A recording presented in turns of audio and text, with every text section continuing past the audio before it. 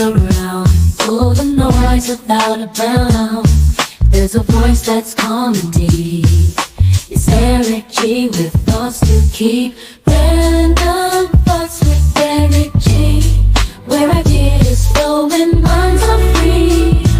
Every story, every angle, a mental journey to untangle and unfold with Eric G. Oh, in the random thoughts with Eric G.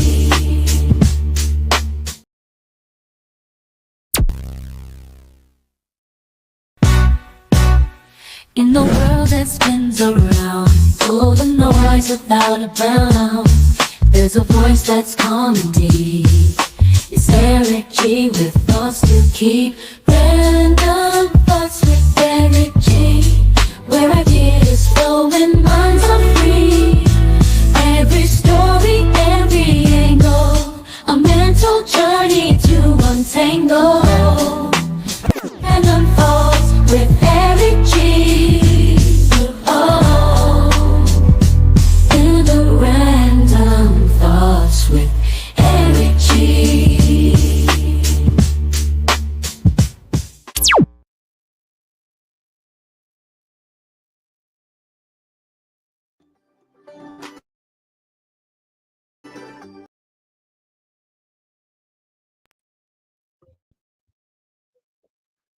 Let's try to get this right. Get this right.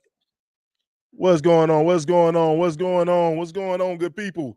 What's going on? Let me see what's up, man. Hold on. Get my stuff. Get back up here. What's going on, everybody? This is your little big brother, Eric G, and I'm back at it again, man. Look, I'm not doing my show, man. My show is on hiatus for the summer, but let me tell y'all this right here. What I'm doing is having real conversation with real people, man, and I love it, man. And tonight, man, we having a real conversation, man, about issues that's going on in our own neighborhoods, what's going on in our own house, and how to improve ourselves, man. How we move from it, man. How we able to grow, but we also got to deal with the issues that's going on. So I got a good brother that's coming on tonight. I want y'all to get a chance to meet, understand, and know. Yo, this is like family right here, man. Let me bring it in, Mister Dr. William Purvis. What's up, bro? How you doing? What happened? I said, what's up? He got off the line. Y'all, what's going on, man? I didn't come back in. What did he do? I got off the line. I didn't come back in. Hold on a second. I'm sorry, bring him back. So I can bring him back. Give me 1 second.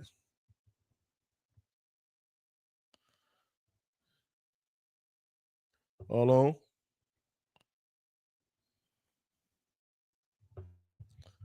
I got to, until then, I'm going to play some music till you get back in here, man, because I think it's his first time on live, so I'm gonna make sure I play some music in the background until we get him back. Hold on a second.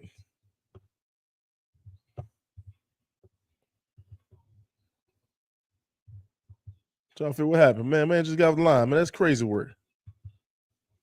There you go. Woo. All right, Mr. Purvis, you back? Yeah, I mean, I guess the devil don't want.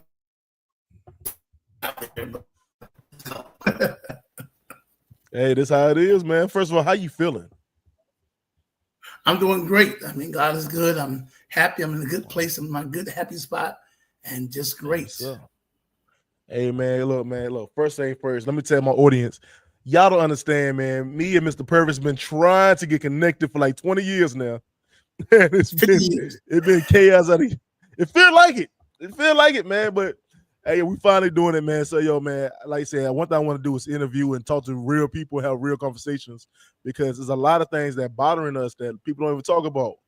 You know what I'm saying? And before we get started, can you introduce yourself to the audience and let people know who you are?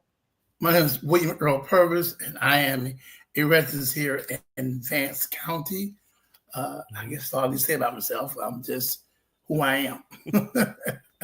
What's up, man? Hey, yo, you also ran for city council here, right? I ran for city council and I ran for was favored me, but oh man, what's going on today? But yeah, Hold on, boss. Hold on. You sound like you breaking in. You coming in and out. You coming in and out. Hold on a second.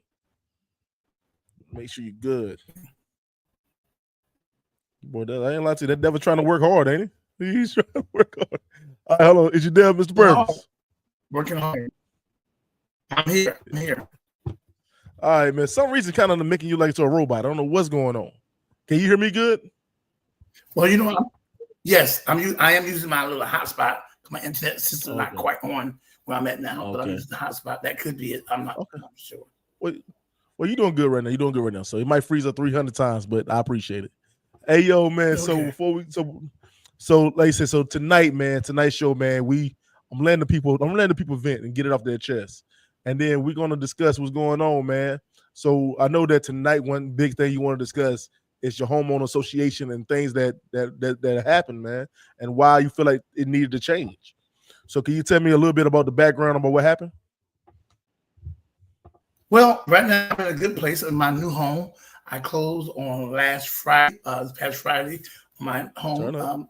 Kudos to Serena Branch and the Branch Associates Real Estate. They really helped me to come back to a different place and to buy a place that fits for me. And Serena was actually there the entire 3 years of my process of going against the home association. I kept her abreast on what was going on. She actually was one of the ones who sold me the property there.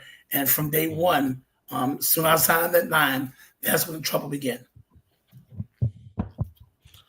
So I'm gonna ask that question, man, because so I'm gonna be honest with you, I deal with a homeowner association too. And I'm gonna be honest with y'all, man. If I would have knew that stepping up in your life mean dealing with a homeowner association, I would have took my chance with the crackheads back in the hood. Like, I'm gonna tell y'all this right here. It's a lot. Like, I'll be honest with you. The crackheads in the hood and the homeowner association, boy, they is neck and neck with me. Hey, man. So, well, based on my experience, I really deal with crackheads. I moved into a home association about 3 years ago, and when I was moving in, there were some signals.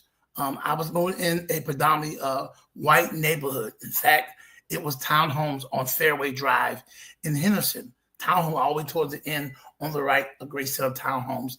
It was near the golf course and country club, quote. And in the process, when I was just looking at the place, there was 4 white neighbors. And the lady who sold me the place, she was actually an African-American woman. And I asked her how was the neighbors, and she probably gave me that face like they're too much, pretty much.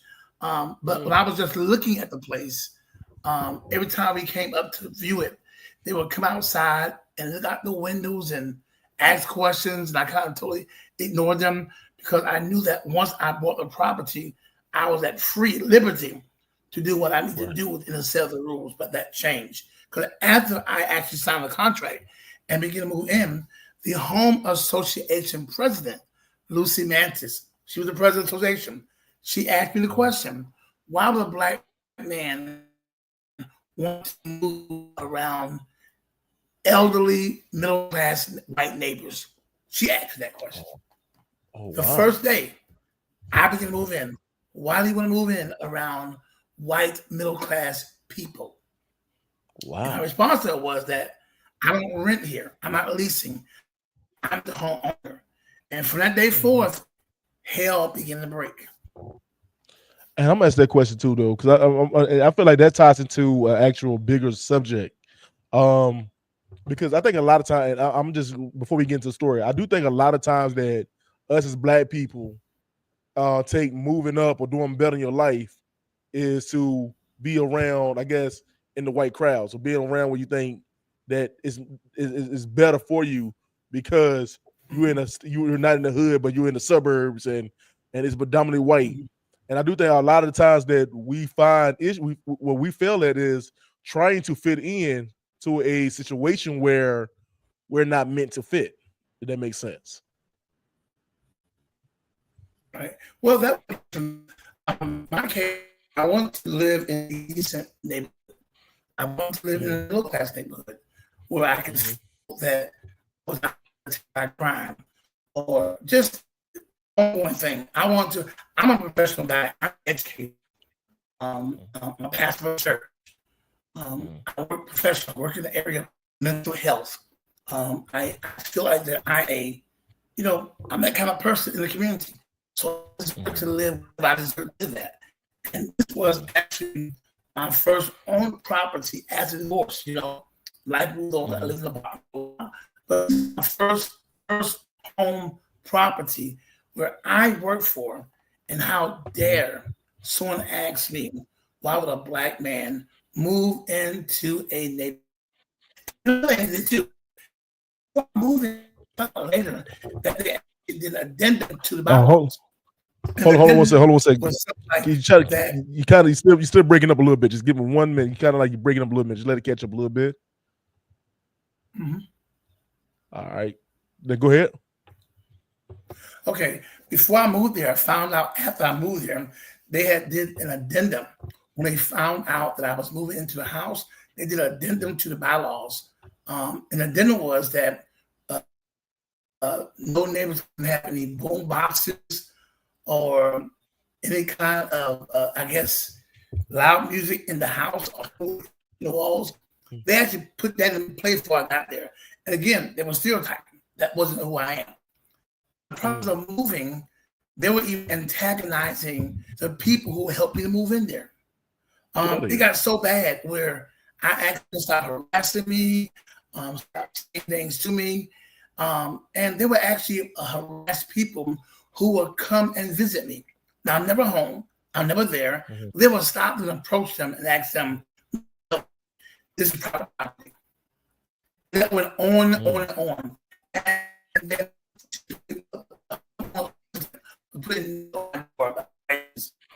less than a week. So I asked her to stop agitating me about it. And she did. So I went to the court system. I was the chief of police. And I said to them, I'm being harassed. I was advised to go to the court. And I think she took off my door or something. And I asked her to stop touching my stuff. So I went to the court system and we did some type of mediation which required us to go to court.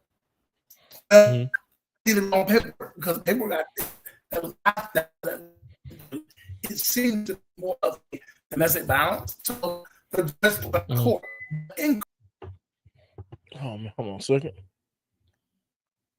I think he's kicked him out. So let me clear up what he said real quick, y'all, if you don't know. So Dr. Purvis says that he moved into a predominantly white neighborhood, thinking that he's gonna get his first chance of having his own home and own his own home.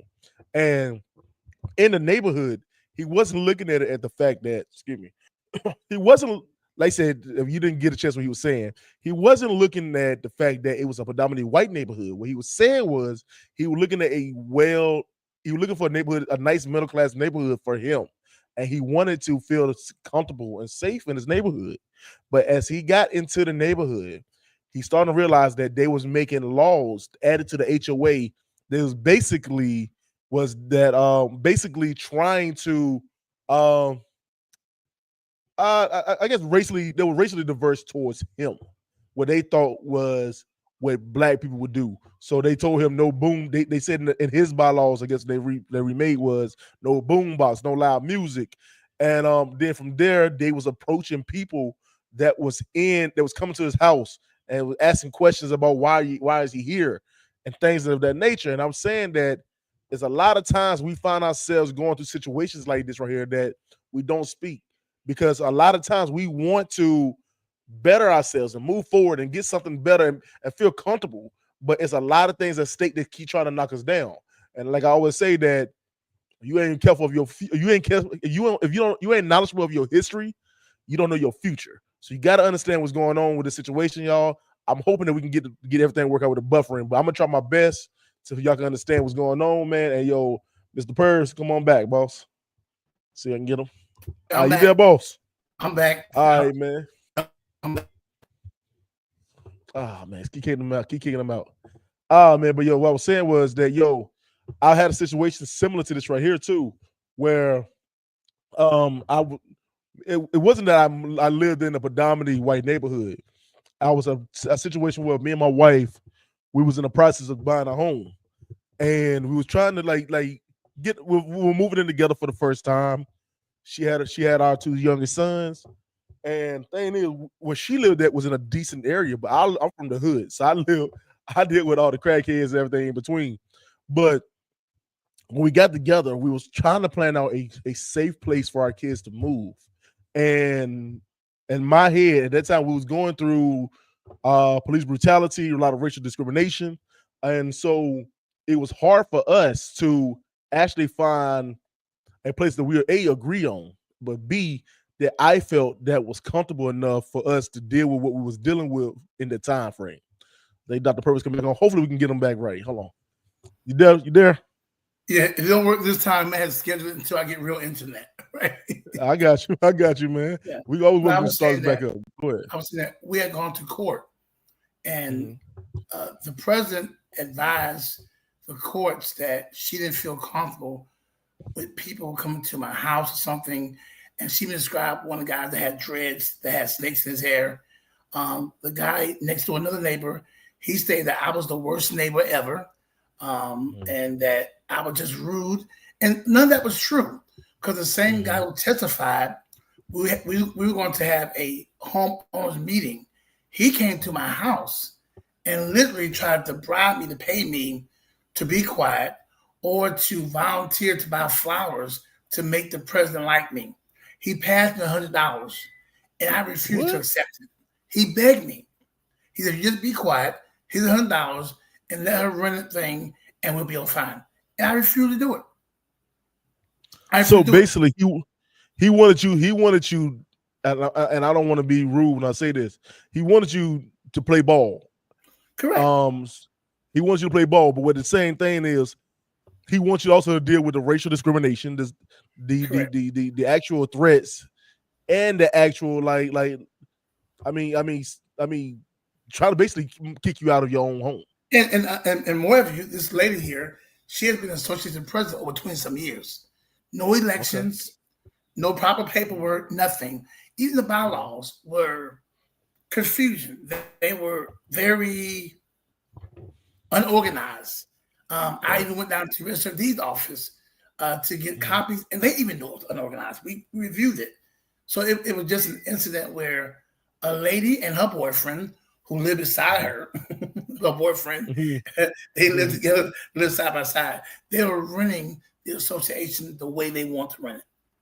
Even the payments. But it was run basically racially divided. Racially, right? And I go mom and pop shop. And she even told me, well, if you don't like it, why don't you just leave? And our association dues were $200 a month. And she wanted me to pay them in her hands monthly. I could not do PayPal. I could not do Cash App. And then to keep us from fighting and disagreeing, it was suggested by local law enforcement to just pay at the banks directly. Yeah, and when I started paying at the banks directly, they start finding me $50. No. They start finding me $100 for going to the banks. Yes. The trash bins, okay? I take my front, and she swore I didn't move my trash bins, and she charged me $50 a day by leaving it overnight. And I left it no more than a day. She complained. Right. I went to the city of Henderson, and they told me that it was a violation because the trash cans were not on the home association property. Right. I mean, and the court case was dismissed, and guess what? The neighbor who came against me in court about 2 days later, he got sick, had a heart attack. He passed away. And he and his wife moved away. And then another white couple came, and they bought the place, and they were just as worse. And believe it or not, I know I'm fast forwarding, but when I sold my place, they forced me out because of 3 years of racial barrier against me, accused me of things, walking my porch, looking like to the windows part, and I got a ring camera, and she told me that the ring camera was a violation. I have it on tape, her walking up to my ring camera, having conversations, waving at my ring cameras, and she said I had to move it. And guess what? And she ended up putting up one. Very, very racial. One incident, to be honest with you, I had a friend of mine who was a nurse, traveling nurse, RN, Mhm. who stayed with me Mhm. for 2 weeks until they got their training at Duke. One Mhm. morning, as he was leaving at 5:30 in the morning, she was out there in her house coat Mm. asking him who he was. And he Mm. thought that he was my landlord. And she asked for his driver license, and he gave him to her. And I went Mm. outside and interrupted and said, "Look, lady, I don't rent here. I live here. And you can't tell me who can be here." Right. My mother had cancer, and I was taking care of my mother. They Right. continued to bash me, harass me. But this time, I have a lawyer. I Mhm. move, but we're coming back with a lawsuit. Always, and I think that's the best thing to do because sometimes you gotta hit them Yes, where it hurt. You gotta hit them yes, where it yes. hurt. You, So I had to I'm gonna tell move. you. Mhm. Right. I had to move Go ahead. because I was continuing to be harassed. And Mhm. I just feel like I don't get upset one day and just blow off. So I Right. let them win that battle. I left. And guess Eh, what? Guess what? What's that? I What's that? left and my home was on market for 2 days. And Mhm. we found a cash buyer. Guess who bought my Mhm. home? Was a black person. They did. What? The young, the young. The people on the station bought my home. But in the process, they did not display who they were. They came with an Mm. LLC person, a private person, and found out later they bought my home. Yes, Mm. to make sure I was out. Because they even said Mm. I could not rent the home to anyone, And which was this right here, not and in like bylaw. and this right here, and this the problem example we saying that it is a lot of still a lot of racial discrimination going on here in Vance County, and and that's the thing that a lot of people don't talk about, man. And I'm not trying to go really big into the thing. I learned that from the last political race we had, that how racially divided we are in this city, and people don't want to talk about that. I don't want to go into that topic yet because I'm not afraid, but I don't want to go into that topic yet. But my thing is, I do feel like it's situations. I'm gonna say it right. I never forget there was a situation I said before you got back on, was that when me and Nicole, my wife, we had when we was originally looking for a place to live, we was gonna move in together. So, what I'm saying, right before we got married, we was trying to figure out, okay, what'll be a nice place to raise our sons. And the time our sons were young. And at that time frame, I don't think a lot of people remember though, but that time frame was the George Floyd situation. People was getting, it was a lot of police brutality, a lot of racial discrimination going on. And I never forget there was a time we were looking at different subdivisions, and we were like, we want to move up, I guess, move into a better life. And I remember that we went to this one neighborhood that was, to me, it was on the outside looking in, it looks really nice, a really nice neighborhood. But I remember we got there. I remember we got into the neighborhood. The realtor lady that we was meeting, she was a white lady. But I remember that she was showing us our house, which was newly developed. I remember watching people looking out the windows at us, coming outside, peeking around the corner, and trying to see who we are. And like it was, and you probably maybe like one other black family on the street. And I remember that, like, and as we was walking up, one of the ladies actually pulled the realtor to the side. It was like, is this the family that's supposed to come here? And we was looking like, yo, and I was looking in my head like, and I told my wife then, I said, look, we're not gonna live here. I don't care, and me and her went back and forth, like, I said, I'm not living here. I said, because if you can sense this from the jump, I already know gonna be some BS later on down the line. And I'll be damn, I'm gonna have my sons walking the streets, and somebody automatically think they're a thug, they're a hood, that something happened and they do something to them. You know what I'm saying? And you see my boys, both my boys is big. You know what I'm saying? So I don't want nobody to associate them with being anything other than who they are. And my thing was, at that time, I'm a big dude. I had dreadlocks and all that. I already knew that they're gonna discriminate against me anyway. So I had to, like I said, I had to make the choice for my family. I said, look, either we'll find a place that's equally have black and white families, or we don't find one at all. And that's what we did. And we moved around till we found something that was comfortable. But back to your story, man. So you noticed that she was looking through your windows. She was harassing your friends. When was it that did you ever confront her? Did you ever come back to her and ask her what was going on? What the hell she was doing? I confronted her 3 years ago when she made that comment to me about why would a black man want to move into a neighborhood. Sometime I came home at midnight at 1 in the morning. She was standing on her porch with her front door open, looking at me. I have pictures of her looking at me. I have recorded video of her having conversations in front of my door about me. I have pictures one day where she even ran up the door and, and I put it up there, right, and then towards the ending, she said, "You cannot have a video camera," and she wrote me a letter, a certified letter, give me certain days to remove it. And I approached her and said, "You can't stop me. I have an attorney." It wasn't 2 days later. Listen. And she said, when I put it up, I put a nail on back of it and I damaged the framing on the door, which you couldn't see because you can't put nail into fractures into the wood area. And she fined me for that. Guess what? About a week later, I woke up to a drill noise. They was putting one beside their door. Her and her boyfriend did. Right. Okay. And but you know what? But now one thing I did learn, I learned this because I live in an HOA situation too. I learned that when you come in, there are bylaws that they give you what they want you to do. And they're going, it's a headache, y'all. I'll be honest with y'all, man. I ain't trying to say there's some shit, there's headache. Like, it's a lot. But like I said, but it's in if it doesn't say it in your bylaws, you can't make up nothing. It's nothing she can tell me, you know what I'm saying? These bylaws are old. They were not together. Some things are written in and dated. And I was told through my legal advice that any changes in bylaws, I should be served a copy.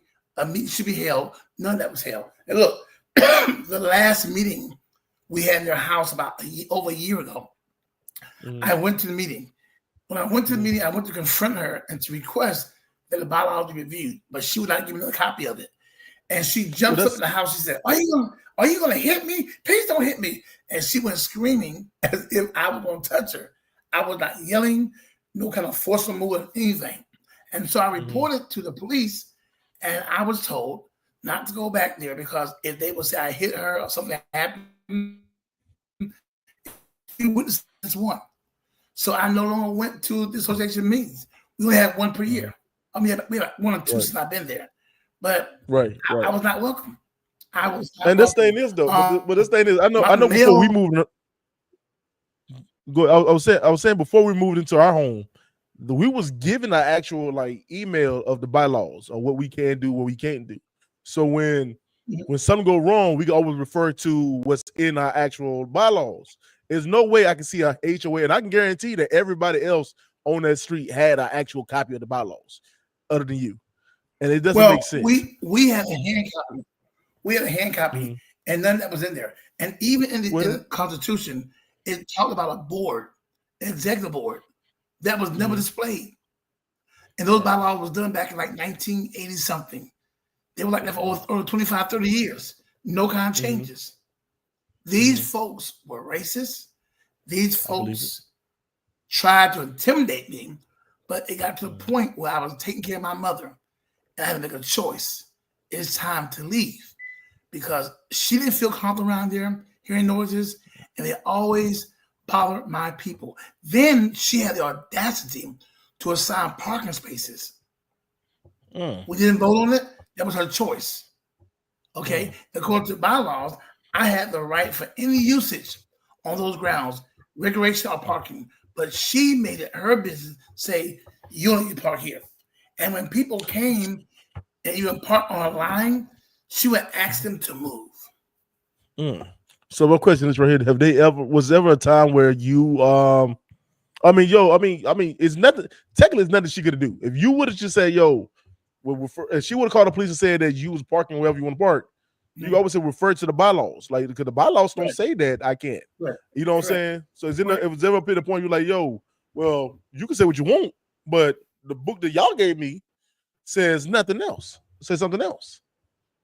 I approached them several times in 3 years. 2 of those years, me and my realtor talked about it because I'm being harassed. I went to the police chief. I even went before the city council, the city manager, because it was in the city. And I was told because it's private property, they can do anything. What? And even the mail carrier said, "You got to be tired of this stuff here." He even had sympathy for me. But that's crazy though. And he witnessed some things, and he's willing to go to court with me to testify. Yeah. I have over about 15, 20 people in a 3-year span that they have harassed or seen harassed. I had a Christmas gathering one time with a few city officials were there. They witnessed the harassment. Right. This lady has made this property about herself. Now, I'm talking to my lawyer. I'm not going into detail how we're going to do it, but we are preparing a big lawsuit, and I'm going to win. Okay. You got to. Yeah. And listen, even when they bought the property, they said I owe a certain amount for being behind in the home association dues. They had me owing close to probably about $4,000 of past fees. And when I sold but that because they was putting on additional fees to you racially. Correct. Go ahead. Correct. And they tried to stop me from closing because they said I had to pay that amount first. But the attorney said, no, you can't do that. And guess what? The reason I could not hire an attorney for in Henderson, because each attorney, I won't call their names, I went to, they had already gone to them. And one of the attorneys said that he told them to leave me alone or they were going to be looking at a possible lawsuit. But he still typed a letter for them. He still did some work for them. Because a lot of times, a lot of times, now a lot of them are family, are friends. They help each other out. You know what I'm saying? They all stood together and they're closing the circle. And this thing they said they couldn't help her. You said they couldn't help her because it was a conflict of interest. So and they paid the attorney's fees out of my fees that I paid them. Remember, we're paying $200 a month. I got nothing from them. When they paint, they show their own colors. They even put a flag out there. Okay? What? Without my permission, without even coming to me. And that's the truth. Oh, they put a flag in your yard? They put a flag in the front, a U.S. flag. But we supposed to vote on it. They said we have to. When it comes to flags, it's a freedom of speech. And you know what I started to do? I started to put a live text out there. And you should have done it because it's a freedom of speech. And you know, I do, and I hate to say this right here, man, because I'm not a type of person that actually believe in trying to tear each other down. You know what I'm saying? To go ahead. You know what I'm saying? Because I do have a lot of friends. I mean, look, I know a lot of people that's white. I'm cool with. It is what it is. But I do feel like right here, a lot of people who's racially motivated don't like when the tables are turned on them. They don't like it when you do the same thing back to them, or they feel ostracized. They feel like they can't move ahead or they can't do anything. So what they do is you cutting into them and into their life, and then they are so easily offended. You know what I'm saying? It reminds me of a situation we had with his Pat. Yes, sir. Yeah, when we went to court, that courtroom was full that day. It was on Monday. It was full of African Americans. We were one of the first 2 cases that went forward. The courtroom had to be shut down because there were so many people in there that heard the case and started going crazy. Get out of here. They racist. They racist. And the judge had to use her gavel to bring order to the courts. And when they dismissed it, they had to walk them out, escort to the car because people were mad at them. And the thing they were saying to me, she's an old, nasty woman. This time I would see her leave out of her house, which is her business, and go to a boyfriend's house next door all night, all evening. And they'll come out looking at my door and looking to my cameras. I have it all on tape. But they're it's crazy. There's not much I can say to somebody say online to give them evidence, but I do have a case, and my lawyer did take my case, and my lawyer is not from Henderson, North Carolina. I have a lawyer outside of the county, and he is ready to go charge. So I moved. Hey, you know what, man? It was an do it best for you. It was an inconvenience, but I moved, and everybody's sitting do because I even put it on social media. It's a neighborhood chat line they got. called Next Door Notification. It's all up there. The pictures, all that. Her stupid head, all that. Hold on a second. So I got a message with somebody here. They were like, they kind of confused what happened because they just came in. So I'm here with Dr. Purvis right here. And we're talking about a situation that he had moving into a neighborhood that was what he thought was a civilized middle class neighborhood, but it turns out it's a big racial, I want to say undertone. It's a very racial situation is going on in that neighborhood now that was trying to kick him out because they felt like he didn't belong. And the first question that was brought to him was that why would he, as a black man, move into a middle class white neighborhood? And thing is, he's trying from the 3 years that he was there, they tried everything that they can to kick him out of this neighborhood. They even changed the bylaws, but prior to him moving in, so that was basically racially driven, saying that there would be no loud music or boombox of displayed in the neighborhood. Also saying that he couldn't make no law, he couldn't vote on no rules. He had if he had a thing as a ring cam, which everybody have, and especially in subdivisions, if you have a ring cam, that it was against the rules. Meanwhile, while putting up their own ring cams, so it was a lot of racial driven things. But thing is, what the problem is he's going through the court system to try to make a change for himself to help him out, because a lot of times they were banding together.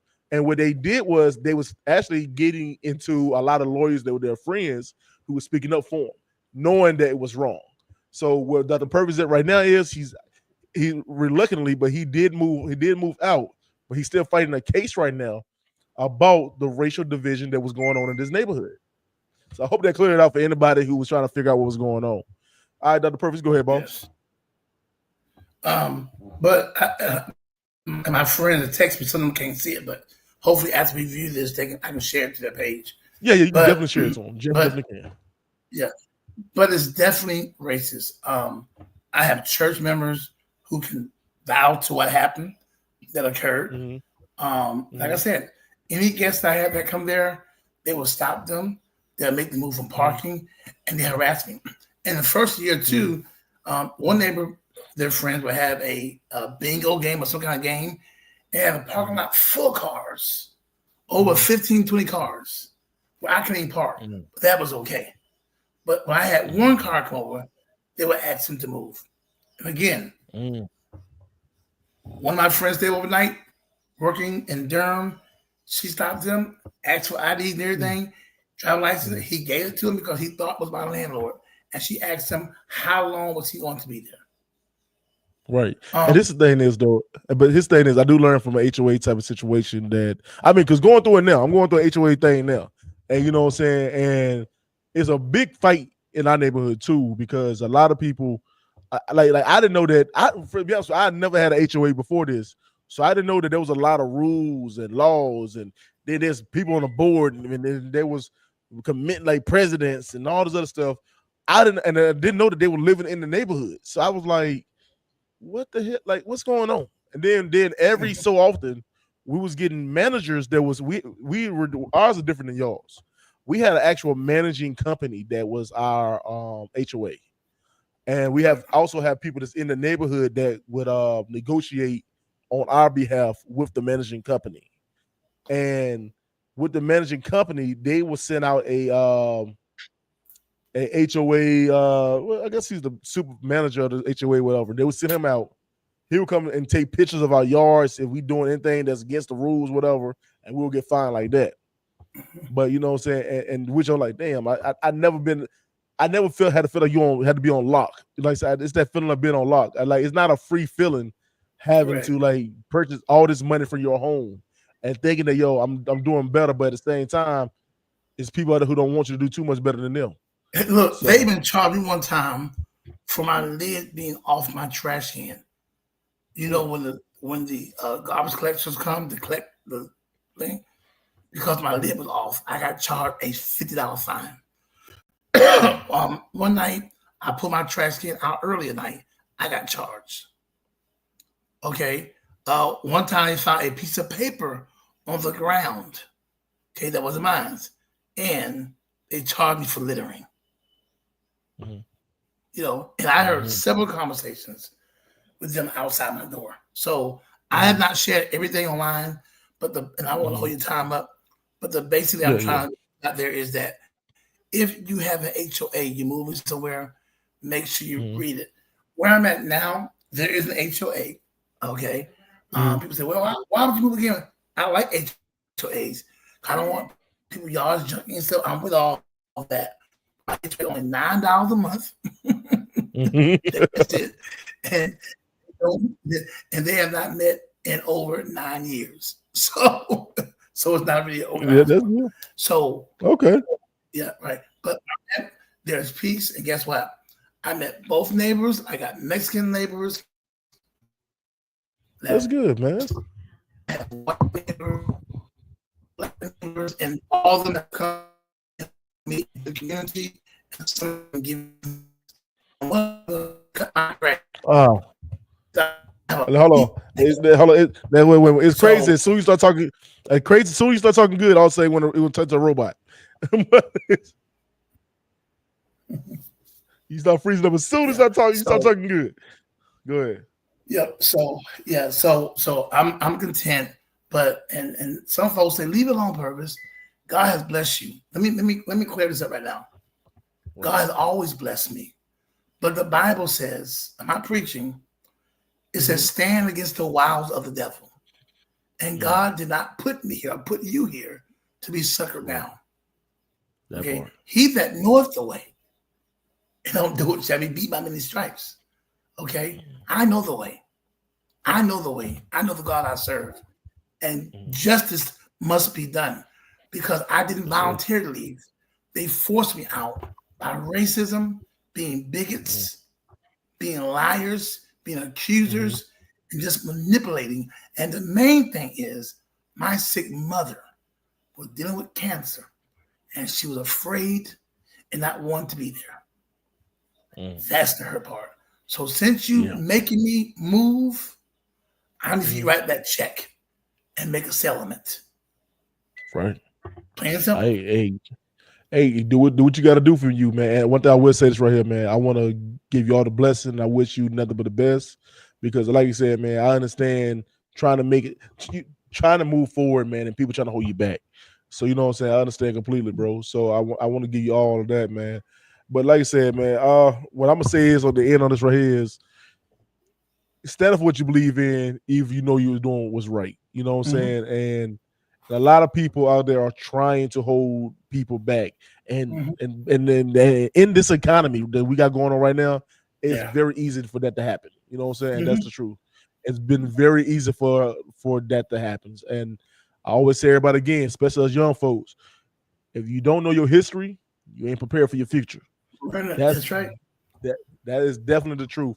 Dr. Purvis, man, look, man, I want to thank you so much, man. No, so I really I appreciate appreciate you. I hope I ain't bad for too much. I was trying to be careful. Nah, man. I mean, no more than anybody else to come on my show. Look, man. This is not the last time because I'm going to be interviewed by a news channel. So we're coming strong by a known news channel. So we're coming strong with this, and we're coming at them in the right way. And then people say, "Well, Purvis, get some guys to do this." Nope. I'm not doing anything illegal or hateful.